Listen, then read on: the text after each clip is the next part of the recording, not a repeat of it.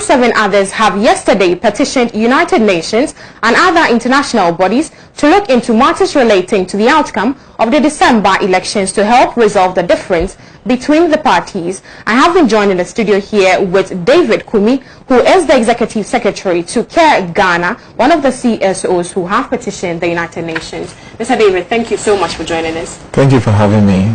Well, your organization and some other CSOs have raised issues of fraud with the just ended elections. Bring us up to speed on that.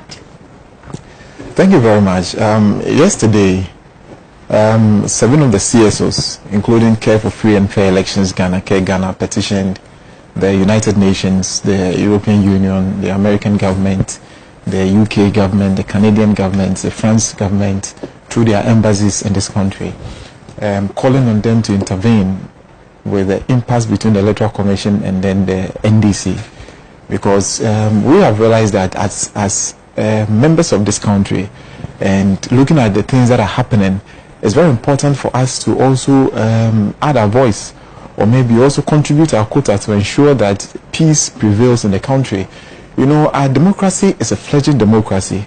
We've gone for 8 elections and we came out successfully and peacefully. These particular elections is proving difficult, and it is threatening our democracy. We believe that these bodies and these international communities are our big brothers who many times when we find ourselves in such difficulties, they come to help and assist to ensure that there is peace. So basically yesterday our press conference was to announce to Ghanaians that we have petitioned these international bodies to call on them to intervene to help us to safeguard the peace we have enjoyed for quite some time now, and also protect the democracy we have. So basically that's what we did yesterday. So what are some of the key concerns or issues you raised at your press conference yesterday aside what you have just mentioned?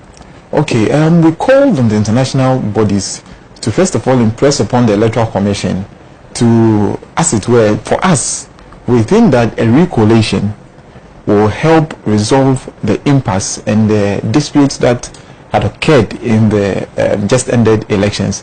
So we called on the international body to impress upon the Electoral Commission to do same, because one of the political parties, the result of both the presidential and the parliamentary elections. The disputes right now and where we are laying our concern is the presidential.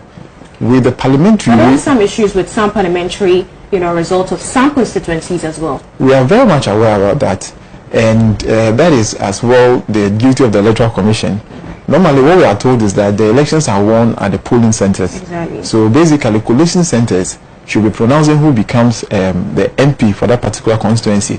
All these collation centers in the constituencies who have done not what the constitution has said. In fact, collation must be done in the full glare of the people. Exactly. People have gathered and they are witnessing the counting and collation and declaration. That must be done. And the places like Seshiri also, Takwansiom, Techiman South, Sablugu, and all the other places who there are challenges with those particular things that were done by the Electoral Commission. I think that it is required of the Electoral Commission to go back there to do the right thing. But the major thing for us, which is bringing the dispute, is the presidential elections, which we think that if we call on these international bodies, they may be able to help to ensure that all these are resolved amicably. So that is one of the things. Again, we called on the UN because we realized that after these elections, 8 people had lost their lives.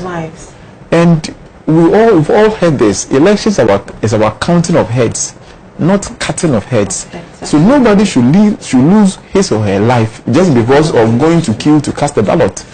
We think that the military has not done well in this particular situation we find ourselves, because it is the military that has caused this particular thing to happen. How do you mean? If you say it's the military that have caused this particular issue, what exactly are you trying to You see, we saw videos circulating, especially when you have to mention Techiman South, and then you have to deal with Ablekuma Central. There are videos, there are some of them I can't even show you in my phone. I couldn't even finish watching them. Very bloody. Very bloody. Individuals. So you think the security forces did not do enough to protect the lives of the average Ghanaian? They didn't do enough at all. In fact, they let us down. And you see, unfortunately, and very disgracefully, the Ghana Police Service and the Ghana Army participate in the UN peacekeeping mission, and we believe that these individuals or these members of the security services are being given some training before you go on a peacekeeping mission. Your mission at the peacekeeping mission is to protect children and women. How do you then come to shoot children of 14-year-old and 15-year-old who are also women, right? Girls. This is unfortunate. Very unfortunate. This is very, very unfortunate, and we think that as citizens we can't sit down to just watch for these things to happen. So we are calling on United Nations to reprimand these security services in this country, because and call them to order.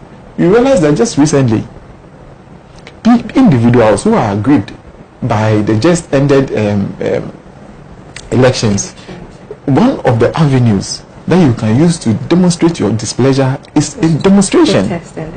So if people are demonstrating, how then do you go and then hurt people, maim people, and even at the extent of going to want to kill people? That is the challenge we have. But how optimistic are you that your petition will yield any positive results before I let you go? It is better to do something than to do nothing. We believe that taking this step is in the right direction, and it will help bring the attention of the international bodies to the chaos and the confusion that may arise as a result of their quietness. Because people are fuming, people are boiling up. Today, the Ghana police is preventing people from going on their lawful demonstration. Why must that happen? This must not happen. Tajuddin Al-Hassan, 39-year-old young man from Techiman, and then Samira Zakaria, 14-year-old girl from Sablugu. Today, 8 people are dead with a 50-year-old lady. That's very unfortunate. But what are your last words? What are your final words? What do you have to say? We are very disappointed in the Electoral Commission, because before Madam Jane Mensah declared the final results, Care Ghana came out with a press conference calling on the Electoral Commission to hold on a bit, because we have found some discrepancies and some anomalies in the results coming from Ashanti region. And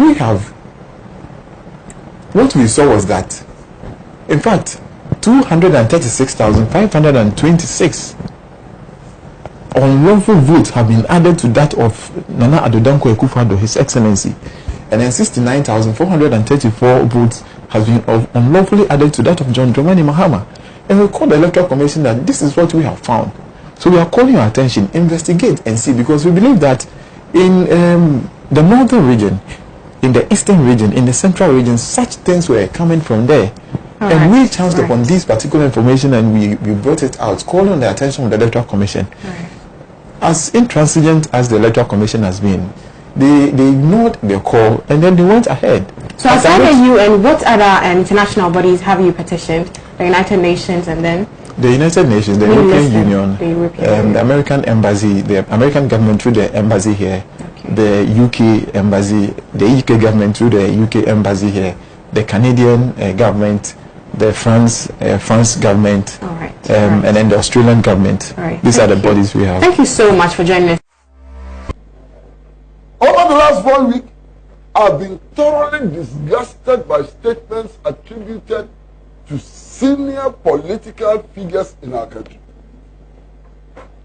I have sat on television and watched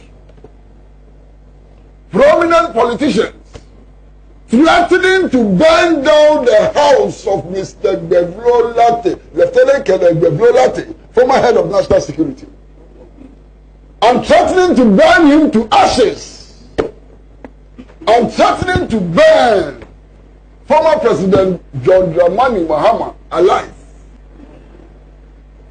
Where in this world would these statements be tolerated except in banana republics?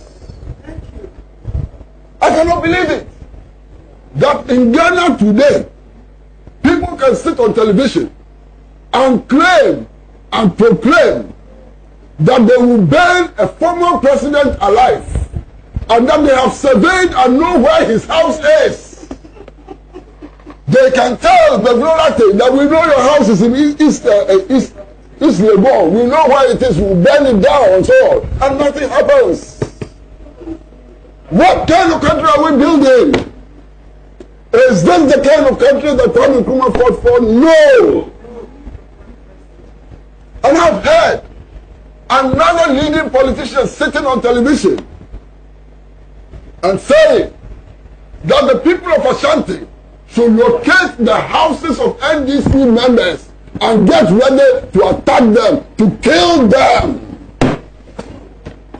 And our security services said they have never heard this. They don't know about it. We are heading towards Armageddon. We are heading towards Armageddon.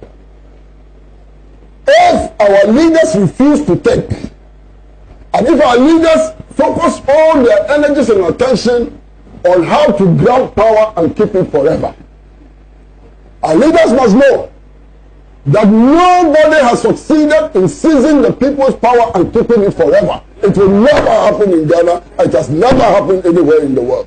It will never happen. It is only dead dreamers who think that they can hang on to power forever. It is not possible. And these blatant threats of murder, of acid, and so on will do no good to the MPP. It will do no good to the NDC, and it will do no good to members of other political parties. And all of us have to come together to fight, to struggle, to restore sanity in our country, to build that new country in which mad men and women will not be allowed television space to be threatening to kill and to burn. This country has come to a point where our men and women, our youth and adults, our aged and the young, have to stand up and be counted in the effort to restore sanity to the nation. Because if we don't, what are we going to get? Already, our people are struggling, our people are suffering under truly burdensome conditions. This month, the price of petrol has been increased again. This month, we are being told that free water supply has come to an end, even though COVID has not died yet. You understand? And we are hearing stories of what goodies were presented to the security services. And whether or not they have been withdrawn or not, it's there for all of us to know. There are so many of our people who have no access to good drinking water. There are so many of our people who have no access to the kind of education our leaders enjoy for their children. Let's not add more suffering to the suffering that they are already enduring. And the only way to do that is for us to demonstrate respect for ourselves. You know, all these organizations, name them, NGOs, religious bodies and so on, they are all calling for peace. Fine, that is what they want, peace. They don't care about justice, no problem, they want peace. Let them talk about peace. They all want peace. They say, let us